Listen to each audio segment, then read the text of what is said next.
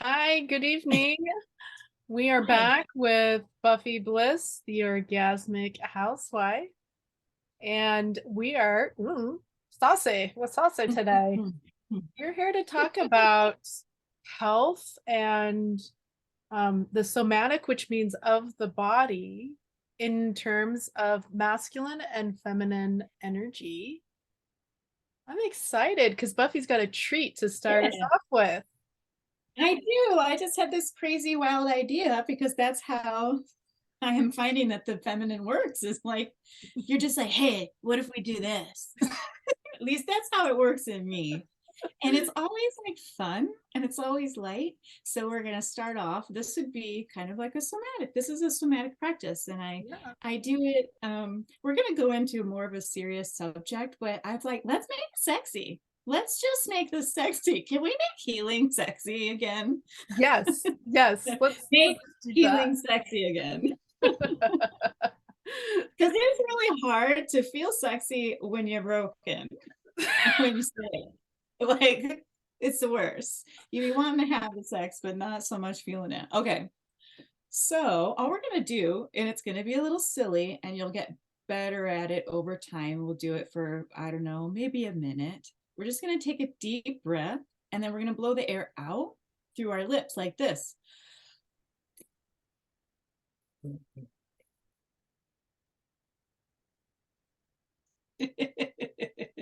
So what this does is it invites feminine energy. It's for a lot of different reasons I won't go into, but we're actually also, if you start to notice your womb space, we're gonna wake up the pussy. Okay. Ah. We're gonna vibrate the hell out of this thing and wake it up. So you'll just follow with me and go at your own pace. Okay.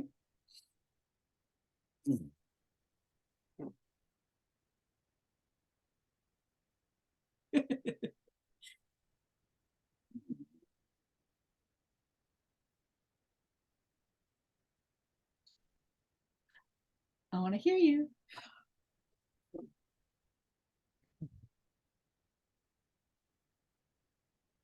Like through a trumpet, like you're blowing a trumpet or sax.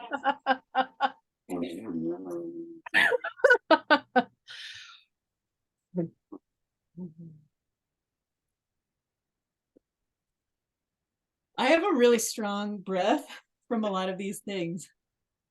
I didn't hear it. Are we doing I like can an only hear ohm? Is this me. like an ohm exercise? Because we can start ohming right now. Do you feel that vibrating?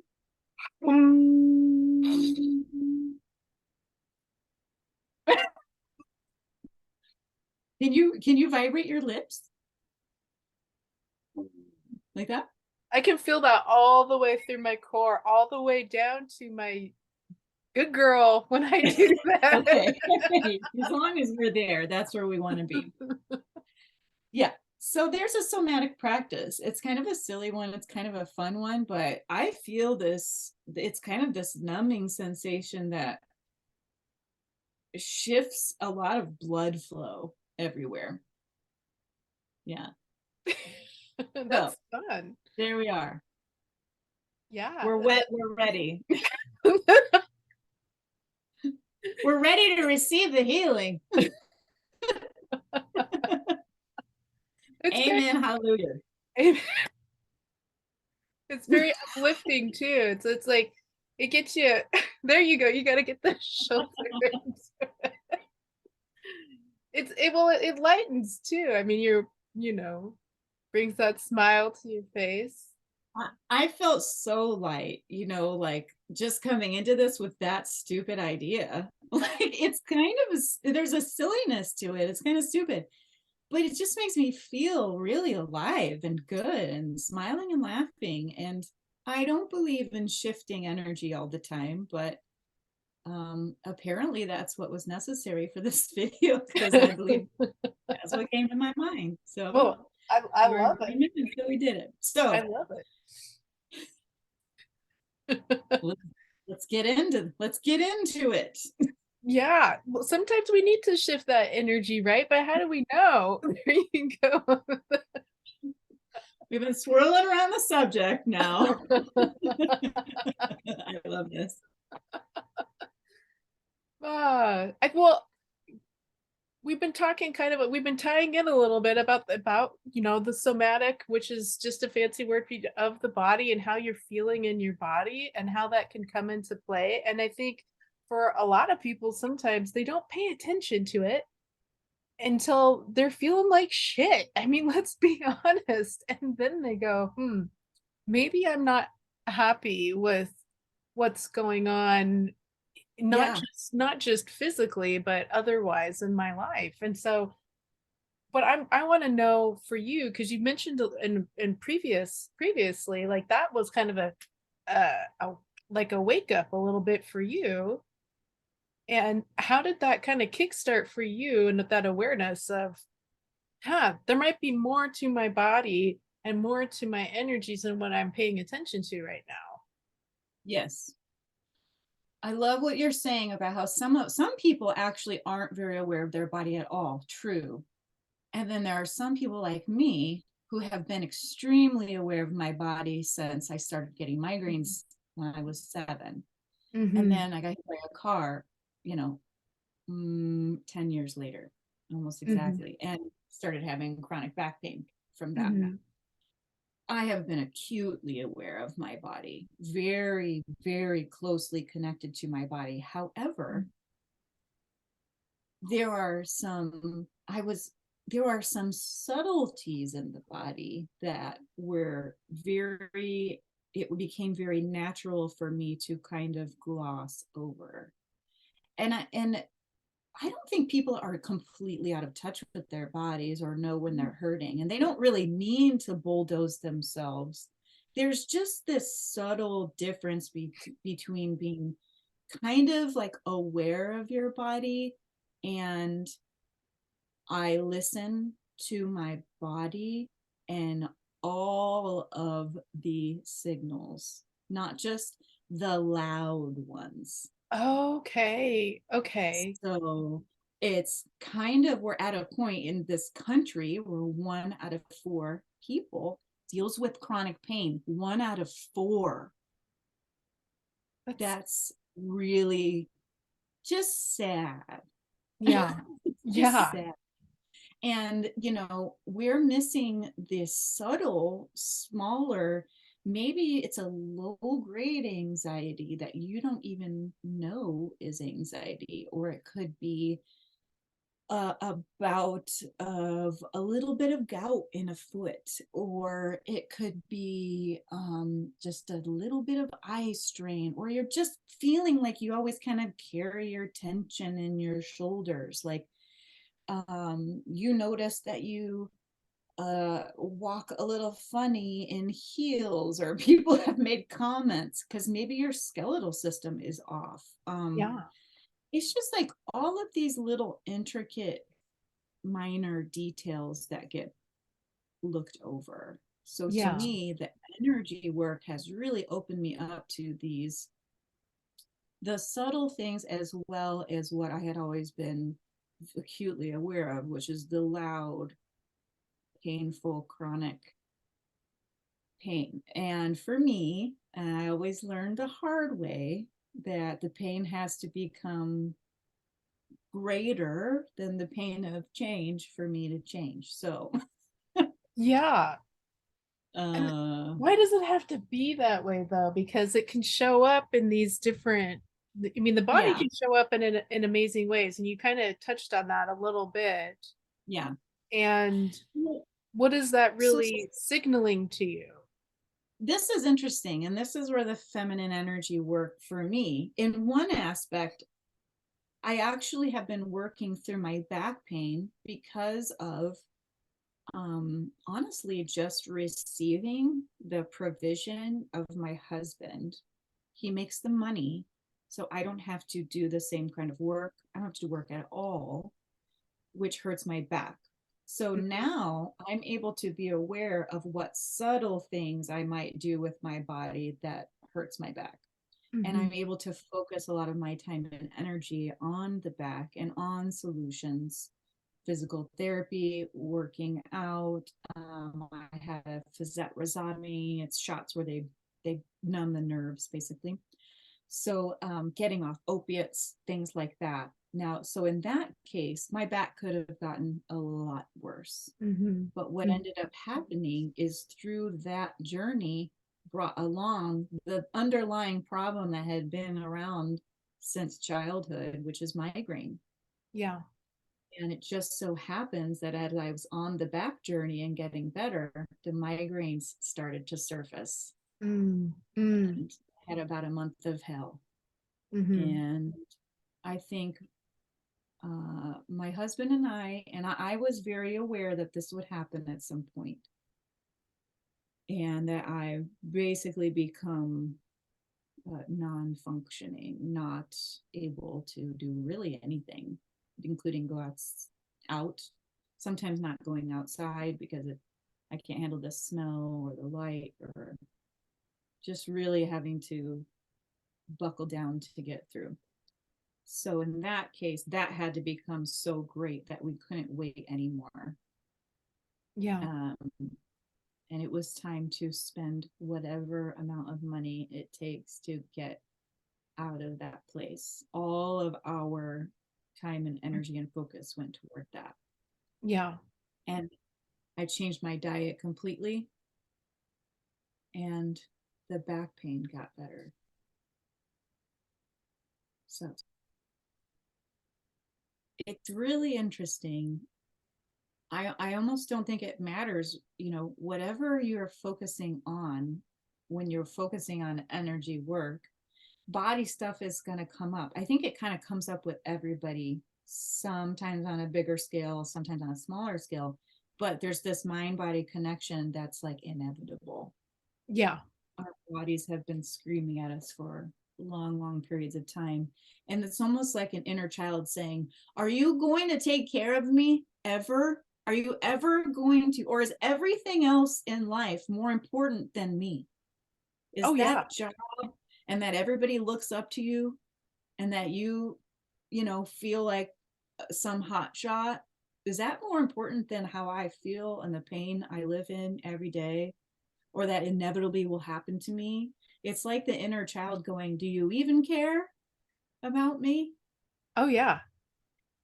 Definitely. And one of the things that I try to put it into perspective for folks that I work with is that, I mean, if you're not comfortable, talking about woo-woo stuff or whatever, emotions are the amalgamation of neurobiological signaling that happens in your brain, different super chemicals. This is super sexy here. It's really sexy stuff. It really is. And the chemicals that are going on and the hormones that are going on inside of you. And so what do we call these, and it causes the fluctuations. Yeah. And it can also affect our body. Because if you think about it, so if I describe to you without you having to see it, I'm holding on to something in my hand, okay? It is approximately 6 inches long. It's hard.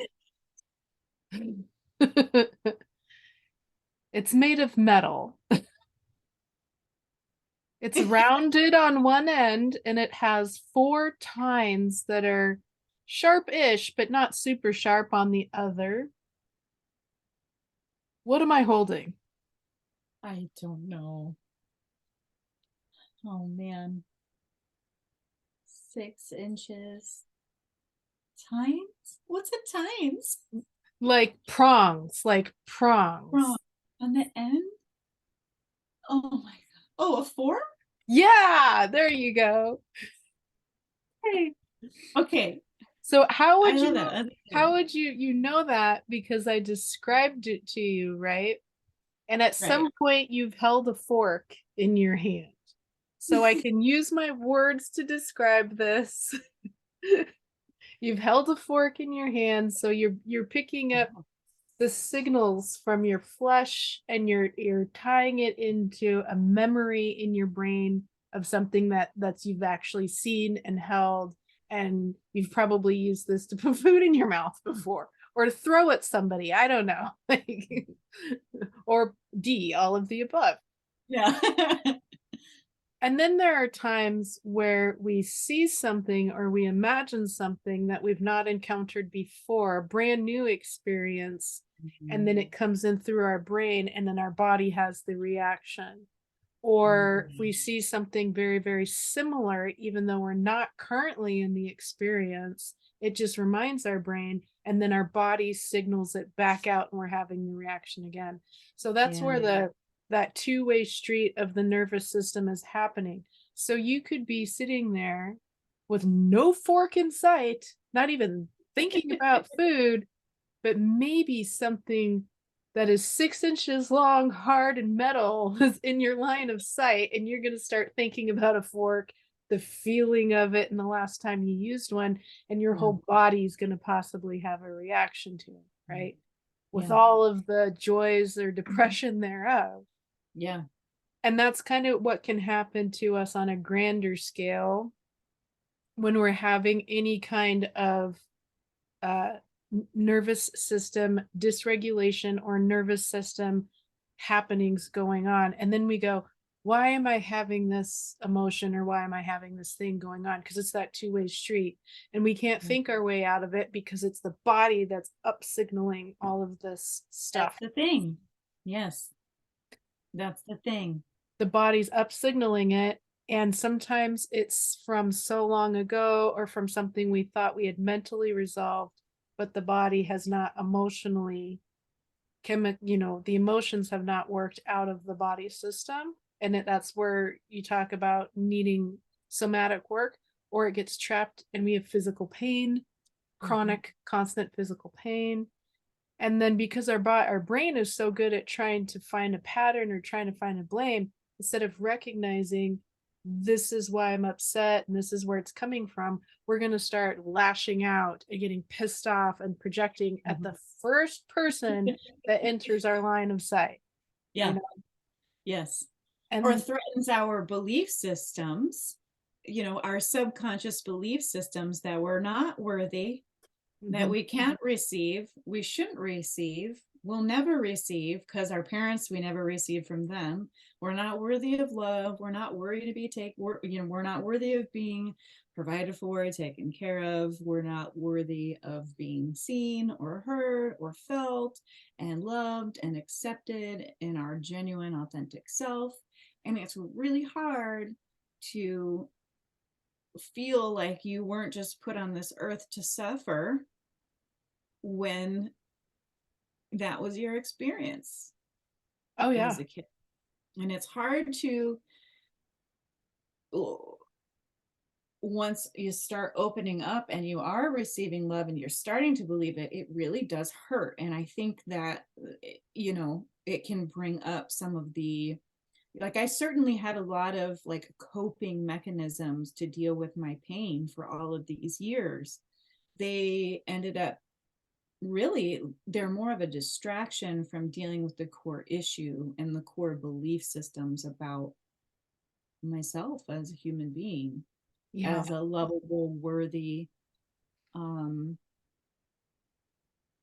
spirit that's put on earth for a purpose. yeah.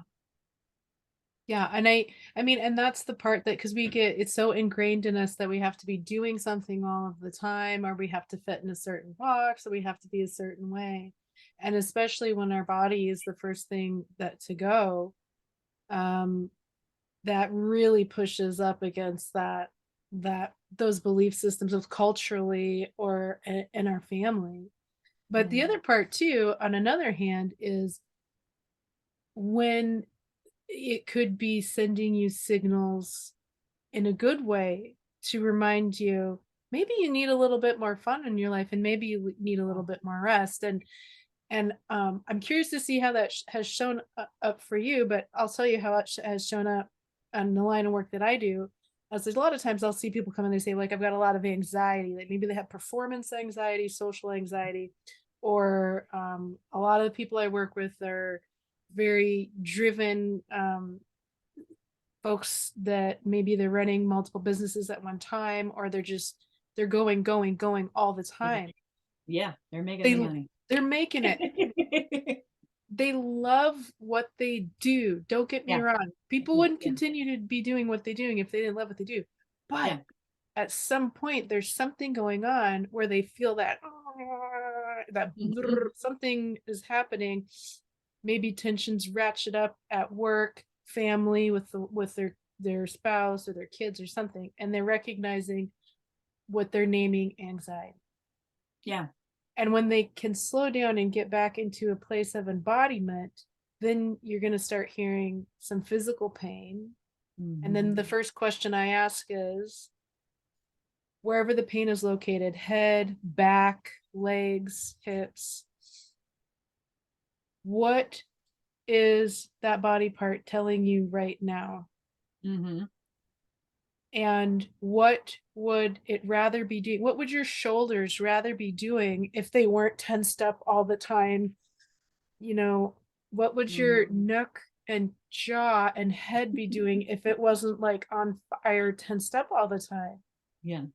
And a lot of times people go, I would rather be delegating some of this work or finding somebody else to do so that I can have more time with my family or more time on vacation or whatever. And what's Yeah. interesting is invariably when people get into that state, they go through a meditative state, and then we go through this process of asking what their body might be saying or doing. Yeah. Yeah. Out comes the answer, and then they go, huh, Mhm. like they had never occurred to them that their body might Yes. have something to say about what That the is so rest of the great. Your body holds secrets and it's really so easy to access. All you have to do is ask it and be curious. That's what all of this nervous system work kind of comes down to. It doesn't, I am not a rocket scientist. I did not have a degree. I did not go to school. Jamie has all of this, and I'm like, not a rocket scientist. Trust you do not want me building rockets to nowhere. but what I like. I am in my personality without sickness. I'm a really driven and results oriented person. If it works, it works. And that's what I love is you don't actually have to understand everything. It just Mhm. change. There's shifts. You simply ask your body, you're curious, be open-minded, listen, and just trust your whatever that word is or whatever. It's not like you're trying to make Mhm. one up, but it will come to you and you sit with it. And you Yeah. sit and you listen. It's just listening. It's learning to listen. Do you think there's shame involved around that though for some people? Isn't shame involved in everything? I Ooh, I feel, you know, yeah, yeah. I can't say I know why. You would be able to explain that. yeah. Yeah. Well, I imagine part of it would have to do with that. Just if there's physical pain, there's not always physical pain involved in this, Yeah. right? So don't Right. go into it thinking automatically that you're gonna identify like the pain or the tightness or the what. Sure, there is. Sometimes Yeah. there's going to be other things that you're going to find Yeah. out. Low energy. Low energy could be Mhm. one. Can't Um, sleep. can't sleep, but there's also going to be hope, Mm. excitement, desire, Oh, joy. And I've seen people get surprised and and like visibly shirk away from that as if it's like like something they can't have, like when you're yes. like they went to reach for it and got their hand smacked by by their own self. Oh, shame. Yeah. I'm not. Yeah. I can't have that. I Yeah. have to keep working hard. I have to. Mhm. I have to. Yeah. Mhm. Yeah. I have to work for it. Right. Yeah. Yeah. It doesn't come Yeah. easy. Doesn't come. It Yeah, doesn't come exactly. easy. And sometimes that's more surprising is there's more resistance Yeah. around that, because a lot of times if there's a pain element or something that somebody doesn't like, the lethargy, the inability to sleep, things like that, and they can start getting to a root of it, there's a more likely to be like a relief and a like a, oh great, now there's a place to start doing things to work towards healing that and getting better, right? Yes. Or self-accepting. But then if it goes in the other direction where they feel like they've smacked their own hand, can be a high level of resistance, Yeah. which is interesting that people would want to accept themselves, even though there's hope and desire and excitement and joy. Yeah. When did we start? When did that become all like 4-letter word stuff? That's what I want to know. Can we go back to the pussy meditation? Maybe we need to do that again. I'm just thinking about how much this plays in this leads into just, the we were talking about it in the last video about our desires and our Mm. wants, when we're spending so much time healing, or like if we're just working toward our goals or whatever, and then something kind of comes in. It's like we sabotage ourselves so that we can't ever really get there. Whether we'll look like we're doing it and we're trying to get there, but we're actually a little bit afraid of once we get there, because then what's after that? Ooh. What's after that? What's after when I get like peace of mind? Then what? Or what happens when I make all the money? Okay, then what? You know, Creativity. there's just like this never ending, and I think that's in all of us. We crave. We never stop craving. And it might show up a little bit different between the masculine and the feminine, but it's never ending, and for different reasons. Yeah.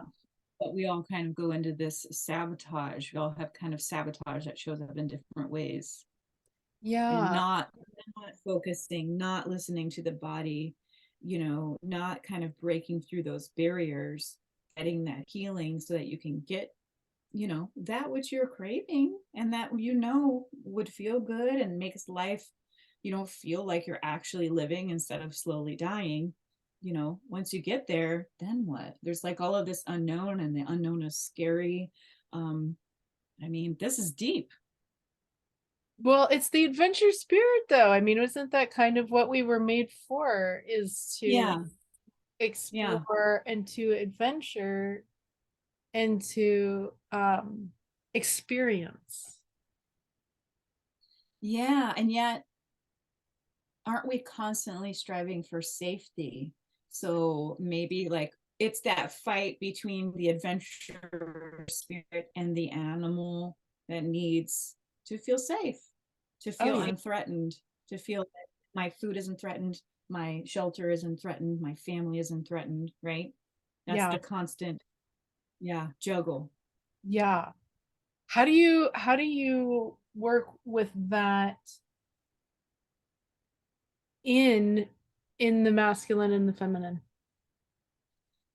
Yeah, so spending an awful lot of time in somatic practice, and creating safety within the body, um, really tuning into what makes me feel threatened. And that for me has taken awareness and listening to the subtle cues in the body. I think we all understand what that gut feeling, that Mm. intuition is.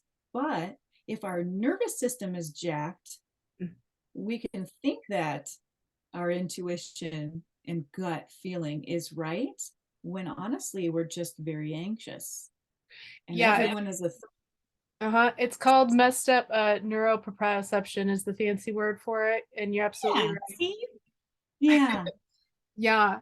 And it's actually one of the one of the number one frustrations that I have with a lot of practitioners is they'll say just go with your gut without understanding the fullness of somebody's potential trauma history or the things that they've gone through. Because if you just go with your gut without an understanding of the possibility that there's no the discernment, listening to your trauma.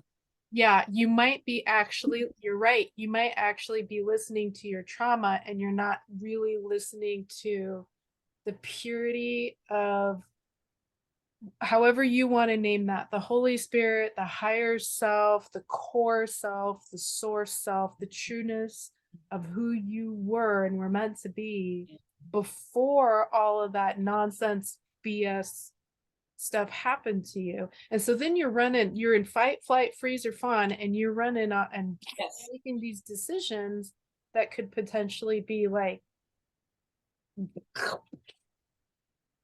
you know, blowing up your life, Yeah. which you can learn from, but ask yourself, and I tell this to clients, if you're feeling that feeling in your gut, is it a bad burrito from the gas station? Because that could be the case. Is it trauma? Is it your trauma being, or is it actually this place of intuition? And there's practices that you can do to kind of, if it's a bad Yeah. burrito from the gas station, you should probably know that right away. But if it's one of these other two, there are practices that you can do to kind of begin to divide those out. Right. Right. Yeah. And it's a process. It's a process that you work on and develop, right? Eating the bad burritos from the gas station? No, you should never do that. I want to eat a burrito with you. Now we're together. Let's get burritos. Now I'm hungry.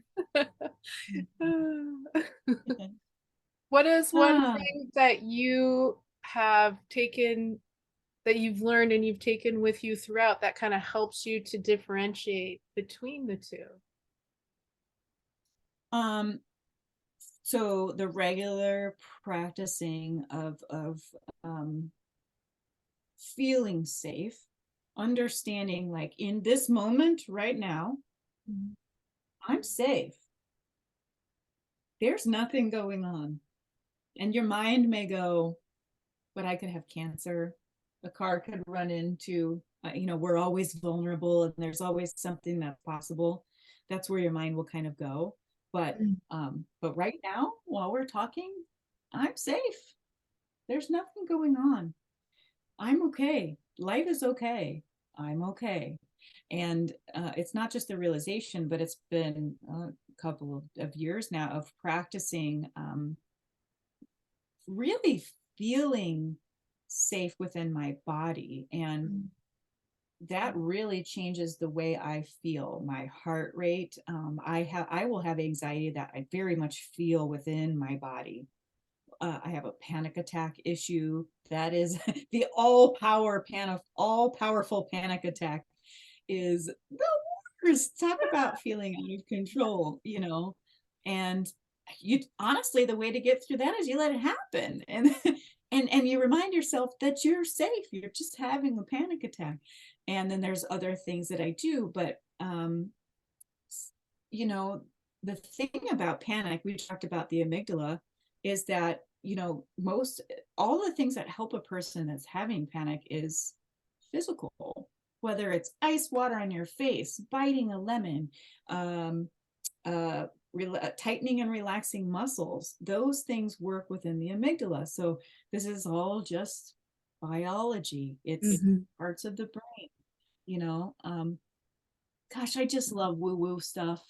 I love it because whether it's a witch or another, religion or whatever, like woo-woo people have just known things that they knew worked. They're results oriented. They didn't understand the brain. We're just now seeing why it works in the brain. The brain is like the ocean. We don't know much about it. We're just on the cusp, and it's a super exciting time. I just think there's just hope. There's hope for a lot of people mentally, physically, and your relationships trigger your mental health issues, your physical health issues. Yeah. So it's just like a really super exciting time. I'm happy to be a part of. It is to share with other people. And there's still so much. Really. There's still. And this is after 18 years of like preaching Jesus and healing. And this is more exciting. And I understand now why the relationship with Jesus and the healing that can come in that direction, it's the same. It's the belief. It's how you believe, how you think in your heart and believe in your mind. these things have been around for a long, long, long, long time, and it's all being interpreted through you, right? And then we have people who actually like gain the knowledge and pass it down, and a lot of that is woo-woo stuff. And you can throw out, the baby with the bathwater and say that's weird. It might be, you're right. Standing in some of these things and these practices can make you stand out as far as your friendships and people around. And it can be scary to people. It can be threatening to their belief systems. And I think those of us that are into it would benefit from being sensitive about that. I'm always careful about people's belief systems because I certainly have been looking for healing my whole life, just my whole life. Yeah. And it was as easy as learning to receive from other people. Yeah. That's, you make me cry now. Aw. Yeah, it really is. Yeah. I was trying to just receive from God what I needed to get from people. I needed to allow other people I needed to allow them in, and I needed to allow them to love me. And to be a part of that. And to be a part of it. I was giving love and giving and giving and giving. Like, I just naturally kind of love people. I'm kind of a big heart, but I had a hard time fathoming that like other people also do. So Just where wouldn't can accept we the gift. where can we learn more from Buffy? I'll put links in, but where can we learn more about what's worked for So you? yeah, on Instagram I write a lot. The Orgasmic Housewife. I also have a Facebook group, the Orgasmic Housewife School of Bliss, and School of Bliss on YouTube. Just reach out to me. Like I ask people to message me all the time. Like, you have questions? You want to tell me your stuff? I just like listening. Tell me all your stuff. I'm a hairdresser. I was born to listen to people's crap. And I actually love it. I love it. Well, I love you very much and I appreciate you so much. And we hope to see more of you. Should we end like this?